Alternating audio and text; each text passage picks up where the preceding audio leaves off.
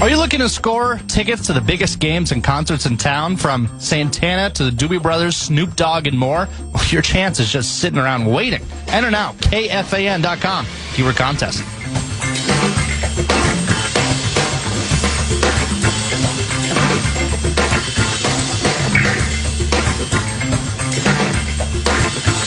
Good Monday morning to you. It's 9 to noon. It's Nordo in for PA. PA returning on Wednesday.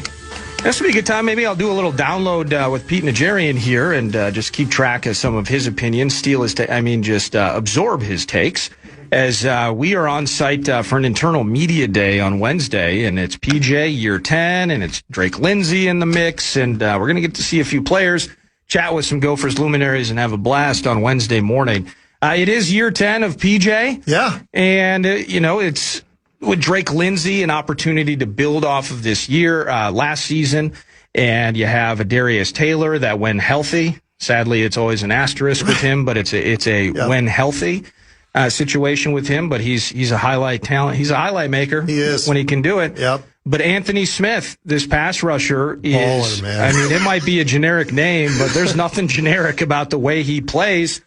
PJ and company, I think it's Danny Collins on the defensive side. Some work to be done in terms of retooling and such. But what excites you, what irks you, or just maybe some question marks, or some cool things about our favorite college team? I think the only thing that irks me still to this day is the some of the quote unquote preseason games sometimes that we line up, right? Oh, I mean, that's, and I don't think I'm different than anybody else. I mean, it's one of those things where we're lining those guys up to beat them. And every once in a while we have slipped and not done that, but and that's never a good thing. But Bowling Green, though, right? But I think the reality is that PJ's done an amazing job, I think, in what he's done over the 10 years that he's been here. Because we just weren't that team. We weren't that school that was having the kind of success that we'd like to have. And I think Lou Holtz, I'll say this for the rest of my life: if he would have stayed one more year, maybe two, we were in the Rose Bowl. I mean, that's how good a coach he was, how good of a team that we ended up being in just his second year before he went off to Notre Dame. And then since then, we've had other coaches that have been okay along the way or whatever. But PJ's done a really great job academically. He's done a great job bringing the right kind of players in. I'll tell you what, this defensive end of ours that you were just talking about, Anthony, he is as good as anybody in the country. And that's special. That's not something we see at Minnesota very often. An edge rusher who can do what he can do. Yeah. We've had some linebackers. I mean, Cashman, I think, is a very good linebacker. I think we've put out some linebackers into the NFL that are good. Some wide receivers, some safeties, those kind of positions as well. Very, very slim on quarterbacks and so forth. But, that's okay. But I think I'll tell you what. Maybe Drake's the game changer. I'll tell you, Drake is good. That kid's big, solid kid. Is he a little thin? Maybe. But you know what? He's got that height. He's got the arm. I think he's the kind of guy who looks like, to me, he could be at a pro team someday and be pretty daggone good. Is he the starter? Maybe, maybe not. But he is still a young kid. Yeah. So let's hold on to him as long as we can if we're the Minnesota Gophers. But absolutely. But that might not happen. I mean, and he had a tough offseason this offseason. Obviously, he had some issues or whatever off the field. But he got a drinking ticket. I'm right it's something every kid has done. I mean, I'm not promoting it. It is not okay. Right. I did not get one of those tickets when I was younger. Right. I just stayed away. We found, house parties, and maybe there's a we all did. There's something. a dirt road out there. We all made terrible decisions when we were kids. Yep. He has the right to learn from this, and I think he has. I think he has. Yeah, absolutely. Here's the deal: is don't go to your hometown and the school that you spurned for another. Oh man! And start walking around, elephant in the room, trying to. I'm still amazed we got him from Arkansas. Right? Yeah. I mean, because he's the kid from Arkansas, isn't he? Yeah, Fayetteville. Yeah. I mean, literally right there, right on the campus practically. Go Razorbacks. And I think, and it's the family connection there. And whether it's his father, and then I believe his sister is high-end athlete too. So it's a family business, and he chose the Gophers. Yeah, it's just amazing. But PJ, you know what? I know there are people out there who don't like him. I get it. They don't like all the acronyms. They don't like this. They don't like that. But I think the reality is we generally finish the season, pretty solid. Yeah. We've gone to a lot of bowl games, and I like what he's done academically. So, you can point to everything else and say, well, what about this? What about that? You know what? We also don't have the kind of money that Ohio State has, that Michigan has, that Nebraska has, even schools like Wisconsin have, right? I mean, we don't have that kind of money now that we can legally do what we do with the NIL and everything. I think it's tough to compete with that, right? Yeah. I mean, why did Coy Parrish go? Well, because they offered him a boatload of money. They had more cash. Yeah. Yes. So, it's not easy holding on to these guys. I ask this, whether it's Ryan Burns, who covers the team. I would ask it to Mike Grimm, Gophers Vox, if he was here. I'll chat with JG when we cross paths once in a while. If he shows up early and I stay a little late, hey, it's Guardsy. Mm-hmm. I'll ask you the same thing. It's with the way the Big Ten has grown, it's tough, I think, to sell to a lot of sports fans out there that you effectively have no chance. And I'm not saying they don't have a chance, but that would be the mentality of those that love the maroon and gold. Mm-hmm. We talked about it earlier last hour where, okay, so it's Michigan, Ohio State, now Indiana, going back 3 years. Yeah. Fernando and company most recent with the Hoosiers, 3 straight Big Ten national champions. And Oregon is very much in the front seat to potentially make it 4 different schools in 4 years. None of them being the Gophers, of course. Right. So you can go out, you can win 8 games. You can go out, you can win 9 games. And maybe every 4 or 5 years, you can even sniff the idea of being one of those playoff teams and a chance to be absolutely throttled by Miami. By Miami. Yes, correct. Keem Messidor coming around one end, Ruben Bain on the other. Uh-oh. Those guys are ballers, man. Yeah. If that was the case, I'd totally understand Drake saying, you know what? I'm going to get ready for the draft. Who could blame him? Exactly.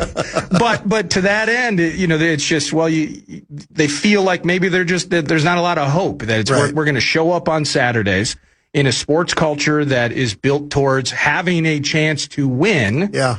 And maybe in some ways with the massive Big Ten and the way the hierarchy goes, maybe the Gophers don't have that same chance. I think that frustrates people. I think it does too. And at some point in time, we're going to see a couple of those schools like USC, like UCLA get a lot better. They've been They'll catch up. And they haven't really very, very frequently, but I think that they will. Washington is a much better franchise college than a lot of people realize. I think you throw in Oregon, holy smokes. I mean, we are loaded. Yes. We are absolutely loaded. And how do we compete with that? Well, we do a great job, I think, recruiting. I think that's one thing that they do, amazingly well. But we do not have the money. No, we do let's not. be honest, that money does talk. And we don't have the money that a lot of these schools have. And do we need to raise more? Do we need to do something different? Probably. But is Minnesota gonna do that? And the answer that I'd give you is probably not. No. Well, I've always heard that, and this would just be the ethos of even the university itself, that we are academics first at the school. Mm-hmm. And so that's, we're going to apply, and that's laudable, by the way. You are a university, so that's great. That's terrific. But I think there's part of that too at a base level. Maybe you're going to generate your own revenue. You're going to create your own opportunities, and that maybe slows the process as well. And I'll tell you what, I do wish that... Who's our Phil Knight? Yeah, well, that's the thing. And I know a few Phil Knights in Minnesota. Oh, really? Yeah. Okay. The problem is, I think that's one thing we have not done well. I think PJ and those guys have done a great job recruiting and doing all the things that they need to do to get to where we are. To get to the next level, you got to have money. And how do you get that? You go out there and you find that money. And there, let me tell you, there are so many businesses within a 20-mile radius of the University of Minnesota campus that it's ridiculous that we don't have the money. We should. That's one thing that I'd be critical. And, they might be mad at me for me saying that, but we need to figure out how to tap into some of those various companies, maybe some of those individuals, the Phil Knight types, because we've got some billionaires here, man, and I know they are very Minnesota excited about Minnesota, but they need to be kind of pushed a little bit. Okay, just a little tender loving care, just a little help, and nudge, if you will. They exist. I've driven by Lake Minnetonka. I know. Right. There's some houses there. There's a few shacks. Somebody had to pay for that. Absolutely. Where, they work at 3M? Let's talk to them. Let's switch gears to the purple and gold here. Yeah. So last time I had you in, I mean, not a lot has changed, right? Mm-hmm. And we're still, it's just the waiting game with Kyler and J.J. McCarthy, but where it's year 10 for PJ, yep, and all the good things that he's done. Year 5 for Kevin O'Connell here, speaking to a lot of the good things he's done, but certainly, despite winning 5 in a row to end the season, bitter taste in one's mouth. Yeah. 10 starts for the kid QB, bitter taste in a fan's mouth in terms of how that went in totality. So what pops in your head right off the bat when you just think about players reporting for camp? Maybe you're like, man, thankfully I don't have to report for camp next week. Maybe that's the first thing. Smoking heat and stuff. I mean, I'll come and sit with you and Paul, but that's a sit is what I'll do. I'm not walking around. I'm not jogging or nothing. You know what? Last year I thought it was a complete debacle. I mean, in terms of what did we do free agency wise? Yeah. And I said that right out of the gate. It's not like I'm a, Monday night quarterback. I literally said, why did we pay all this money for those 2 defensive linemen that we got? A lot of money, way too much money. Offensive line, sort of the same thing. I mean, we go out and we get a couple of guys who've been hurt for the last couple of years in Indianapolis or whatever. Give $88 million to one of the offensive linemen. What were we thinking? So I totally get the idea that, hey, look, the GM has to go. And he did. And now we've got new GM. And how is it going to go? I think the most interesting thing that I liked that I saw was, first of all, in the draft, we actually drafted players that looked like the kind of players that the Vikings needed last year on their defense. Everybody can say how good our defense wasn't that good. We gave up way too many yards rushing. We just did. And if people want to really go back and look at that, they'll see that I'm right about this. I'm not just talking about it. But we gave up a lot of games where we went over 140 yards on the ground. You just can't do that because that chews up the clock. That does all the things that it does that are negative. And I think that the Vikings did the right thing with their first round pick. I think they did the right thing with the next defensive lineman that we got. We got 2 big monsters, big right? Citrus. Yeah, we got Citrus sitting there. We got guys that are 6'6", 330 pounds sitting there in the middle. You think Dominique Orange has shirts like you have? He'd look good in that shirt. He's got to size up a few times, but I tend to be in bright colors, man. I'll tell you that. No, but those 2 big dudes, they're going to make a difference. And here's why. Because our linebackers are too small, but they're not too small when they're behind those guys. Now they can run freely because they've got 2 330-pounders in the middle. That's going to give Cashman and Wilson a great opportunity to fly around and hit the ball. Absolutely. Before they couldn't do that. That's why we couldn't stop the run. What did you play at when you played? I played, it depended on the team because everybody wants you different. With the Vikings, they wanted me lighter. So I played at like 230. Tampa wanted me bigger. I played at about 248. So I was a pretty big dude. But you had to put on nearly 20 pounds? Oh, they told me, they said, look, if you don't get up somewhere close to 240, you're out. For real? We need guys who can big and run. And matter of fact, John Randall's brother, Irv Randall, was our middle linebacker. If you want to see a specimen, that was a good football team. We had some good defense back then. Offense wasn't so good, but you had Vinny Testaverde though. Yeah, he was the worst. I love Vinny. Hey, look, me and Vinny are friends. He played forever. He stunk. He stunk for until he hit about 38 years old, and then all of a sudden he got good with the Jets. Man, he was really good. But I do like what we did in free agency. I do like what we did with the draft. I think we did the right thing. And by the way, we took a linebacker who's 240 pounds. So I'm looking forward to seeing this guy play out there too. Yeah, I mean, because we are light. I mean, those guys are light. You stand next to him. I've lost even more weight recently or whatever on purpose. But I look at these guys and I'm like, man, I'm as big as that guy. That's too small for you to be playing in the NFL. Well, that's kind of become the norm, though, hasn't it? Where you mentioned fast linebackers. It's super fast. I look at Eric Kendricks and the first when he joined, I think he was just a hair over 6. I don't want to sell him short, but he he was absolutely undersized, and that feels like that's part of everybody's got to be able to run boundary to boundary, right, and have that athleticism. I'm not saying you weren't an athlete, but there was a lot more thumping. PA would use this example quite a bit. Think about the Pittsburgh Steelers. Sure. Where you would think about a franchise that was pretty damn good at the linebacker spot, both inside and out for decades, right?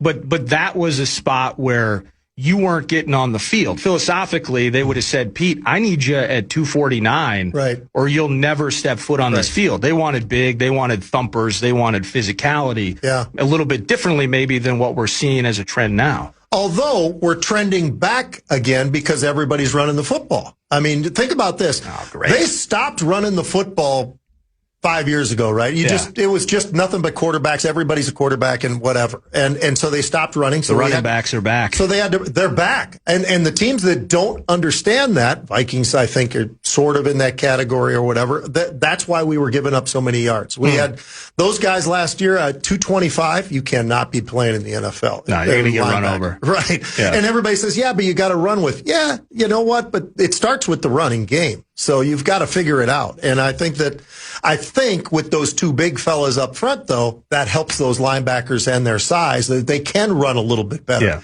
Because those two big guys are going to do a heck of a job up front. Very much like Philadelphia. You look at Philadelphia's D-line, man. I mean, they are they're the biggest dudes you'll ever see in your life. Those linebackers can run and hit. Well, and they're two lines deep, too. Yes. Oh, yeah. So the depth there, they come at you in waves. Yep. And that was the conversation with Dominique Orange, Big Citrus, is, hey, look how often. That's the greatest nickname ever. Unbelievable. I love that. But he would play, I forget what the stat was, but it was kind of ridiculous for a big guy. Like 80%, just ridiculous number of snaps. In the heat. In the heat, and at Iowa State, I believe. And so the ability maybe for him to play fewer snaps, finding whatever that right potion is to sub in, make an impact, pull them off the field in certain situations and such is a big one. But these guys, part of the spot that this team is in, Pete, a few more for Pete Najarian here on a Monday morning, is we have put ourselves in a spot where these rookies really have to contribute. You talked about that they will, and I love that, and I'm optimistic, and I'm a massive rube, so until told otherwise, Caleb Banks' foot is just going to be fine forever, and he's going to be a potential Defensive Rookie of the Year candidate. Can't wait to see him on the field in Egan. But they kind of have to. Yeah. They're in a spot right now where, overextending in certain situations. They corrected some mistakes, maybe with Javon Hargrave, who we'll see week 1 in green and gold, by the way.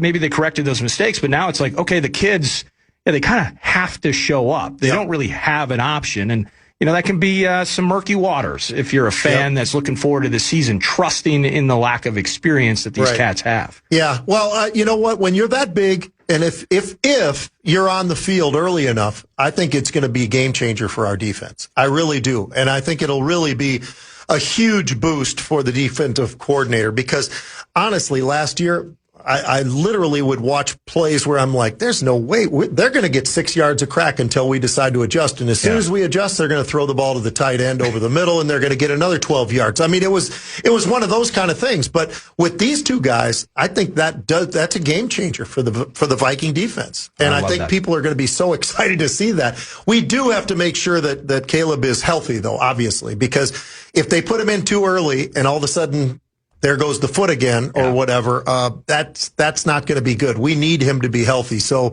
let him play whatever he's doing, and he needs to show that he's ready to go. Yeah, bad foot for a 300-pounders. Yeah, 330. That's not good for business. That guy's a wall, man. Those two fellas are going to be so exciting because we have not had something like that in Minnesota since I don't even remember when. Well, if it works out, I'm thinking the Williams wall. I'm thinking Kevin Williams and Pat Williams in terms of just a destructive force up front. That's super high praise. They got a lot to prove before they even get to that spot. So when you look at this team and things that excite you about that, let's get these rookies in. Let's give them an opportunity to produce year one. As you're looking at the 2026 season, do you have questions that need to be answered with this team? Do you have offensive line? That's the one thing what have we done to improve our offensive line? Just gotten healthy. Well, yeah. We signed hurt guys. We bring them in. Yeah. They get hurt even worse. Yeah. We give up, 50, 60 sacks? I mean, once you get past 50, it really doesn't matter anymore. I mean, you've got a problem, well, tell the QBs that. Tell Carson Wentz. Well, and everybody, I'm the one guy who's going to offend. I mean, the fact that they came in and just clubbed Wentz. There were games where I watched him walking off the field, barely can hold on to his arm, right? I mean, scraped up with a spatula. Oh, the guy looked, and he's a tough kid. It's not like this guy's a wuss or anything. This guy's a tough guy. He'll do anything he can to stay on the field. But Kyler Murray, with his ability to run around a little bit, that does make it a little bit more interesting for me. I think that and the fact that he's a veteran player and all the rest of it, he's going to be the starter. I mean, we all know that. But I'm not as negative on JJ, and I still won't be until he's actually playing behind a decent offensive line, which we haven't seen. I mean, I do like this kid from Northwestern we drafted, though. Oh, Caleb Tiernan, yeah. Yeah, I mean, I know he didn't go up high and all the rest of it, but he's big, he's strong, he's athletic. He's not just a great big guy you're going to throw out there and hope he can do something. He's got the big, long arms. I mean, he's got all the things that you'd want out of an offensive tackle. So I'm glad you mentioned the O-line because all the combinations, I forget what the number was. We were doing a week-by-week tracker, like, okay, Joe Huber's playing. What? How's this happening? But then the I'm good, then I'm not good, then I'm not good, then I'm not good, but I'm good again with Christian Darrisaw over the course of last year was just so devastating out of the continuity of this offensive line group. Mm-hmm. The biggest thing for me is I think Will Fries, I'm going to give him a little bit of credit and just say that I felt like he started to elevate post-injury as we watched him over the course of the season. Yeah. And frankly, he was the one guy that made all the dances. So he gets a blue ribbon of approval in that regard, I guess. That standard is so low, apparently, from last year. But in Donovan Jackson, year 2. He's a player. I think Donovan's a smart, rugged player. So I'm with you on that. But this Brandel situation at center. Now it had to be, given sadly the concussion situation with Ryan Kelly to the point where he retired. Mm-hmm. So health matters, life matters most. And we knew that before we signed him. We did know that. So tell me a little bit about the former GM on that. I mean, we know this guy's got issues, and we go, oh yeah, let's just write a check. I'm just stepping into landmines with this whole thing. What the hell? But yes. But now Brandel, the positive spin is that as a guy that swung to most positions on the line, that's almost a talent in its own right. 100%. But just like talking about working in multi-discipline areas, now he just has to focus on the center spot. Yep. Okay, well, that's the optimist in me. The other side of it is I really need to see this. Yeah. Because there's a reason that he was backup swing guy. Right. That has to factor into it, too. I just wonder if we're asking a lot. If we're asking a lot, because I like us being healthier and better to bookend in to the center spot. I need to see something out of Brandel, and frankly, I don't think we're going to see anything of measurable, substantial standard until the games actually count. Right. Yeah. No, I think you're dead on that. And I would say this. I know Christian Darrisaw has always been talked about as one of the best left tackles in all of football, and that they can say that all they want, but because of some of the injuries, because of some of the weight issues that I have noticed, and I'm sure other people have as well, he's not the same guy. Right. And so we've got to see him either healthy or better shape or whatever the case may be. But, there were times watching those games where I as a linebacker, I always look at these tackles, right? I mean, they're the guys who tell you if it's a run or pass because they are too big. They're either leaned forward or they're leaned back, right? Yeah. I would just look over at Christian and go, well, this is a pass. So it's one of those things where they've really got to, hopefully, and I haven't seen him. Maybe you have, I don't know, somewhere out there doing something. But I would love to see him in different shape than he's been the last couple of years, where he's had a little bit more weight on him because of the fact he's had injuries and all these other things or whatever. But you can't use that as an excuse. You got to be lean. You got to be whatever to be a left tackle, because you've got to get that swing to go up against those guys. That the most fun thing I did when I was out in Las Vegas, I think more fun than the slap and more fun than the UFC. I was there for the SAC Summit. And let me tell you something, looking at some of these guys it's amazing what some of these defensive ends look like. Yeah, in you the saw NFL. Crosby, right? Oh, yeah. Well, Cam Jordan. Even awesome. Like year 17 or 18. And still looks great. Still a beast. These guys. But I'll tell you, there are some... Steve's kid. Yep. I played with his dad. Yep. Oh, sweet, yeah. His dad was a tight end with the Vikings when I was there. But I'll tell you, they do have some amazing size. I mean, so guys like Darisaw and any left tackle in the NFL, if they are not in the best shape that they can get into, they're going to have a problem. Because right. I'm standing around with these guys that are 6'6" to 6'8", that are 275, 280 pounds, but look like they weigh 225 because they're so ripped. Yeah. I mean, these guys... Arms are a mile long. They have the long arms. They've got it all. And if those offensive tackles aren't ready for it, they have a problem. And if they're signaling passes and runs by their stance because they have to, that's not going to be a good thing either. And that's why the Vikings gave up so many sacks last year. You are the absolute best, my friend. It's been a quick hour. I appreciate it, man. I didn't even get into half of the stuff that I wanted to get into. So it's prep for a future meeting. Awesome. Maybe we will see you in Egan, but at some point you get the chance to go out there. But Pete Najarian in studio at Pete Najarian via X. Is there anything that I need to promote or get out there, or are we just enjoying the summer? I'm enjoying the summer, and Market Rebellion, the company that my brother and I are founders of, it's a financial company. It's just all about trading. And I'll tell you what, the world of trading is very, very interesting with the presidency, with what's going on in Iran, and what's, I bet. all these various things, and talking about, the prices of oil, gas, all those kind of things. There's a lot going on in this world, man. There's a lot going on. So. Follow Pete. Follow his brother John at Pete Najarian via X. Pete Najarian in studio now. Dan Hayes at 11. Some news around the corner. It's 9 to noon. It's Nordo for PA on the Fan. The Fan and BigDeck.com. I'm going to give you a shot to win bonus bucks with the National Cash Contest. Head to KFAN.com. The keyword is rich. The keyword rich. KFAN.com. Keyword rich. You're listening to...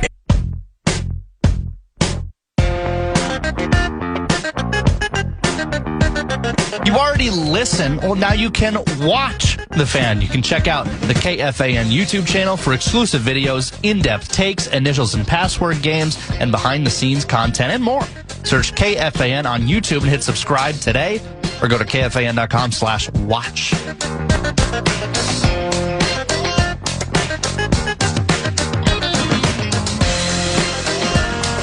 Personal foul. Clipping. The con!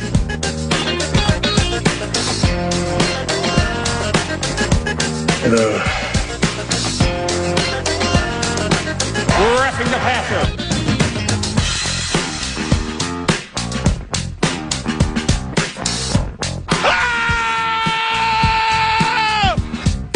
It's a covenant cleanup.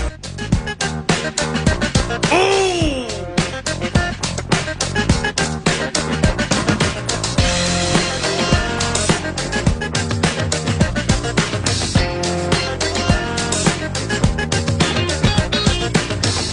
I know we're gonna do Vikes Bites next hour. You got a couple in the hopper for us, Brett Blakemore? Got a few nugs, a few bites for us. No, I appreciate that. Sorry. Which this time of year, they're very easy to come across. So yeah, I've got a few. Well, it is and that's Pete Najarian. I love Pete, and just the fact through some friends that have gotten to know him over the last couple of years, and opportunities when he's in town, man, he bounces all over the freaking place. But when he's available, when he's able, he'll come in studio. But so we aren't going to do. He's just got me thinking about Blake Brandel and the offensive line right now. This is kind of I mentioned it last week. We were talking. This is the corner turning moment, and it's not about wishing summer away, but really from the MLB All-Star break up until players start reporting. It's reconstruction of the dream. Still waiting for Big Voice Guy to get back to me with, I may have sent him like 30 Super Bowl slogan suggestions. I hope mine made the cut. I was really happy. Which one was yours? It was a defense like chairs by the by the Walk of Fame squares. That was you? That was me. All right, Brett. I was reading. It's good. I like it. I was reading some things, and this is totally off the cuff. Okay. What's his first name? Morgan. On your O-line. Oh, Jordan Morgan. Jordan I don't know Morgan. where you were going with that. Well, no, there was an athletic piece that came out, and it's just kind of in the way that we've been talking. We had Lieber on last Thursday chatting about, hey, who's a guy that isn't Kyler, that isn't J.J. McCarthy, who really needs to have a season? And he mentioned Jordan Addison. He mentioned Christian Darrisaw. And then he also, we chatted about Dallas Turner as part of that. So I saw this athletic piece, and Alec, of course, we love Alec Lewis, covers the Vikings. He went down the Kyler Murray road, and you just think about it. Arizona's paying the tab, but he wants to have a tremendous season so that he can break the bank on another free agent deal. Is that going to be with the Vikings? Will it be with another team? We've got a lot of time before then and now for that to manifest. But I believe it was Jordan Morgan, and he's your left tackle. Is that accurate? That is accurate. What is the state of Green Bay's moving company? Okay. Fine at times. Average. They do. I think the protection is mostly good. But Aaron Banks has not been the guy that we thought he would be. Zach Tom, when healthy, is good on the right side. But Jordan Morgan is mostly unproven. He was a first-round pick, I believe. So he's slotting in where Rasheed Walker was. That's correct. Okay. Yep. So it is Rasheed Walker? Yes. Yeah, he's no longer with us. He's alive, but he's not with us. Yeah. I didn't know that. But he is with us. Yes. He's on this earth. Just not with you. Yeah. Any longer.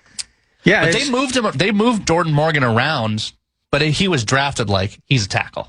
And specifically, he's a left tackle. And they moved him and tried to get him involved. I think he played 3 games his first year, but he's the guy at left tackle, so I hope it works out. Was Aaron Banks for you guys? That was a massive pull. Wasn't that 70-some million on the contract? I know it was big, and I know it was controversial. Button bar. So I don't.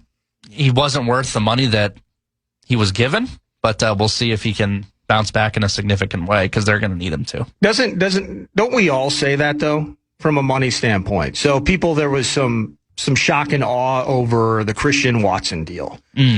And there's shock and awe in it until the next guy gets his money and the next guy gets his money, if that makes any sense. Yeah. And so, I mean, Kaprizov's deal just got overtaken by Carlson. Like, it's just, that's how the game's played. Yeah. A big deal, and it resets the market until the next guy. Well, and Quinn Hughes is probably going to make 17 or 18, isn't he? Yeah, and then Cale McCarr will look at that and go, huh. Interesting. Okay, that's neat. And then isn't Connor going to need some cash at some point? I mean, he's probably not going to just do 5 and 12, right? I don't think. Not this next deal. Not if Edmonton doesn't make a significant progress. But he'll give the Oilers a discount, I'm sure. We'll see. Probably not. But to that end, yeah, the Minnesota Moving Company does not have Jordan Morgan. It does not have Aaron Banks.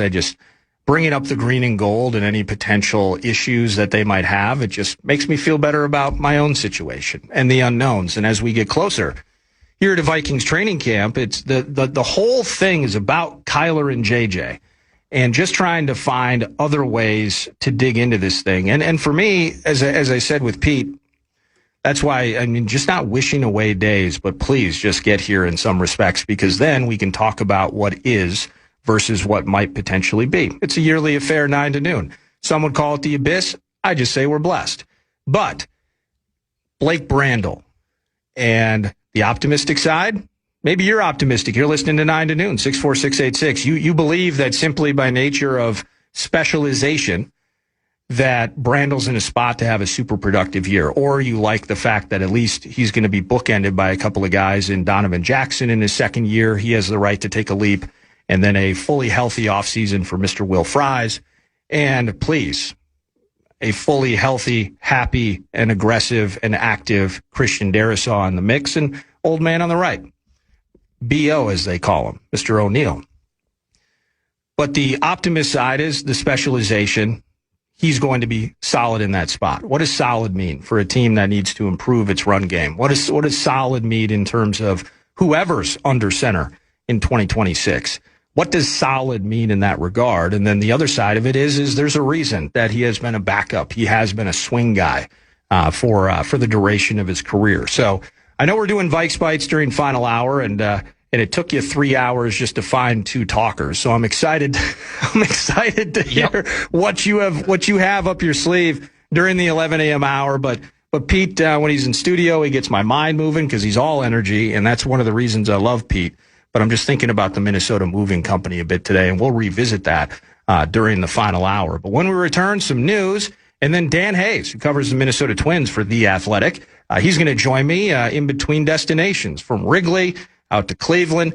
Dan Hayes will keep us posted on the baseball team. Some Vikes Bites brought to you by Kinmount Exteriors in the final hour as well. It's Nordowin for PA 9 to noon. You're listening to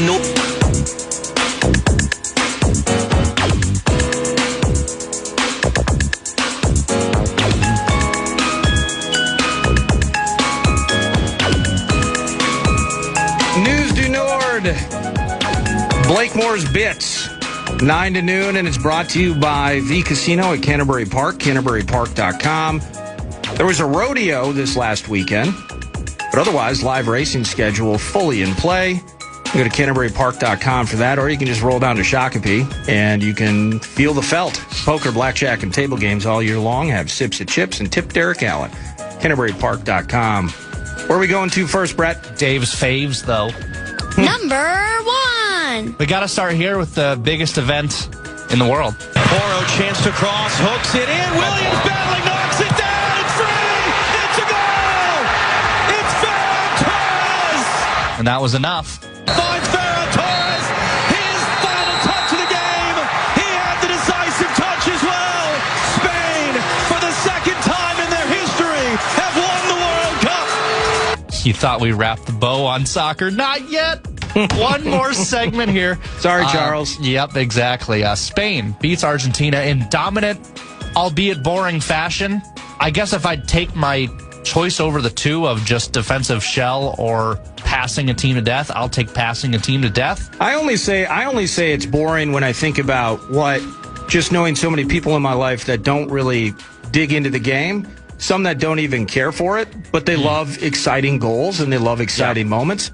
There's nothing about Spain that's boring to me.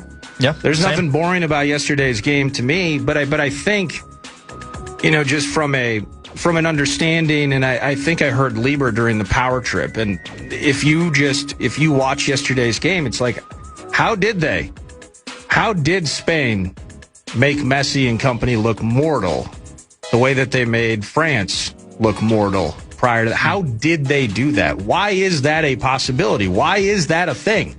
And so that's why I would use the word boring, I guess, flippantly. But I loved what happened yesterday. I loved the game, and I could have gone. I mean, Spain was the obvious answer from second one. But it's Messi. And he always finds a way. And they had and you can't live by the seat of your pants forever, as they had done, late against Egypt. We saw most recently against England and such. But the magic runs out. The magic does. And it did. But it didn't run out because they were incapable. They ran out because this juggernaut freight train of possession, and it's like a boa constrictor. The more you fight it, the more it chokes you out. It's suffocating to no end. And you go down a guy and you're still in it. They were just begging for penalties. They were just begging. They wanted to get to penalties. Please just find a way to keep this thing even. And at least we have a coin flips chance. Argentina's keeper was nothing short of incredible, Emiliano Martinez. So, but they didn't get that far, did they? No, they did not. The Aston Villa goalkeeper couldn't save him. My question to you before we move on to this and properly close the book, I don't think if I'm an Argentinian, I'm not thinking, well, Enzo blew it for us with the red card. I'm not thinking that at all. I'm thinking it wouldn't have mattered either way. If they had 11 or 10, they're not getting any chances no matter what. No, I did. So their first shot registered on net. Hold on. Chad Abbott's going to be in studio during the final hour to give his thoughts on Spain, Argentina. I'm getting the wrap it up sign, getting the stop sign in a freaking hurry from the program director. Just so you know, 4-year hiatus starts right now. What's next, Brett? All right, fine. Number 2. We had drama in England, and it wasn't soccer related. To win the Open. Putt is on its way.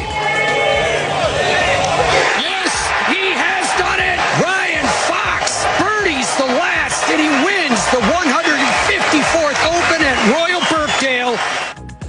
The Kiwi wins the Open, or the British Open, as you still call it, beating out Cam Young, who was waiting in the wings for a playoff. Sam Burns also kind of blew it down the stretch, kind of his signature move, and then Scotty right behind them at 7 under. I think this is I said it in the Open, I think this is a perfect ending for Minnesota golf fans. You get drama down the stretch, 3 guys in the mix for the last 2 holes with Cam Young waiting, who's had a great season. And you have Scotty, who is probably either A, on a jet back to the U.S. and to Minnesota, or B, already landed in Minnesota. You have him who had a good tournament, but still didn't get that satisfaction of a win. Still isn't. And I think the field is official for the 3M Open, and Scotty's in it. So no withdrawing, no drama. Scotty will be there. I think this is an all-around win for golf fans and someone different than just the standard guys that could win a major. Well, I didn't want to put you on the spot, but am I on to something? Or on something. Or am I an idiot that I feel like Scheffler hasn't made a putt in the year 2026? Again, I just watched the majors, and Scotty's right there. But every single time he pops on my TV screen, he's missing another short one. There's just these little imperfections or idiosyncrasies that keep him from, again, he's in the mix at all these tournaments, scratching and clawing. And, the looming nature, whether it's Fox, it's kind of impressive, talking about Wyndham Clark getting over the hump at the U.S. Open while everybody's just on him, right? People are being kicked out. He's just being ripped mercilessly. He clinches the U.S. Open, and there's this, hey, okay, yeah, it's like friends and family. That's not how it's supposed to be at the big gallery. But you're Ryan Fox, you're Burnsy, and you're Cam Young, who had to go hit 3 buckets of balls just to find out that he wasn't going to need anymore. And you're sweating Scheffler.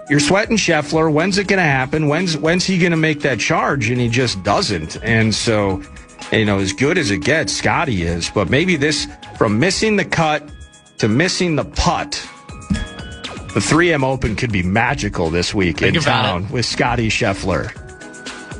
Number 3. How about your league-leading number 1 team, Minnesota Lynx? They're in action later tonight, a 9 p.m. tip in Seattle against the Storm. It's a set of 2 games against the Storm. Oh, sweet. They're coming off beating the Fire 101-93. We're still on Collier watch. We're still on Nafisa watch.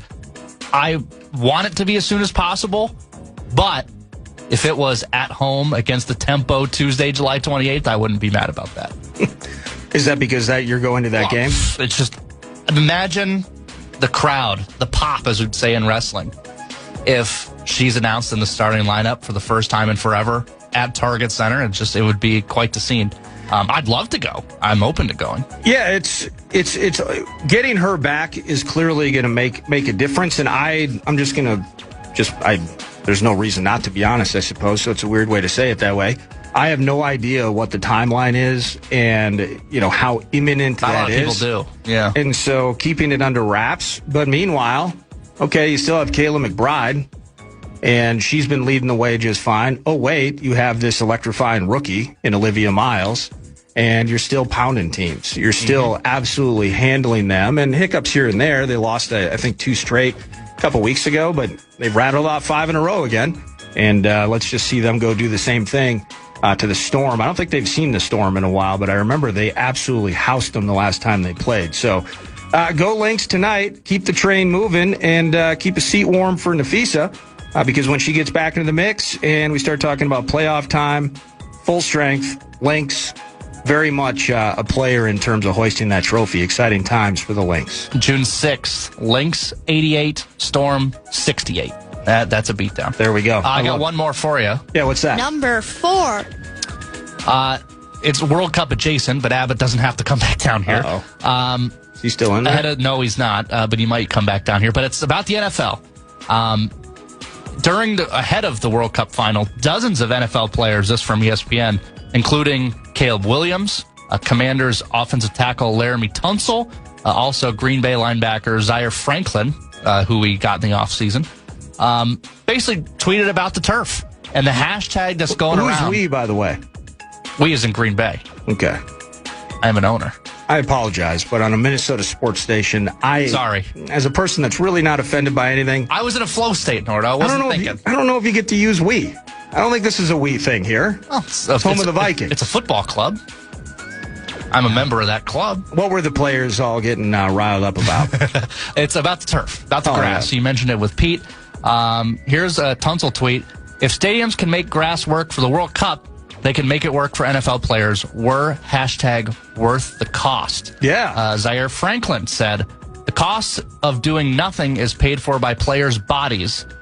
Make grass mandatory. We're #worth the cost. I think they're right.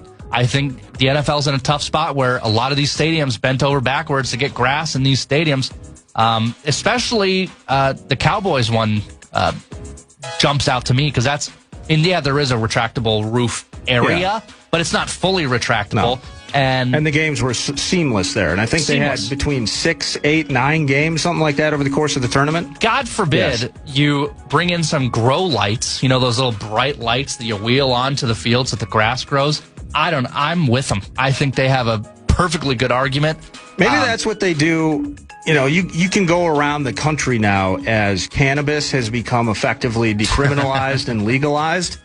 And you could just go searching through some garages, find some grow lights. Yeah. Save yourself some money. They're around. Just an idea. Yes, real grass matters.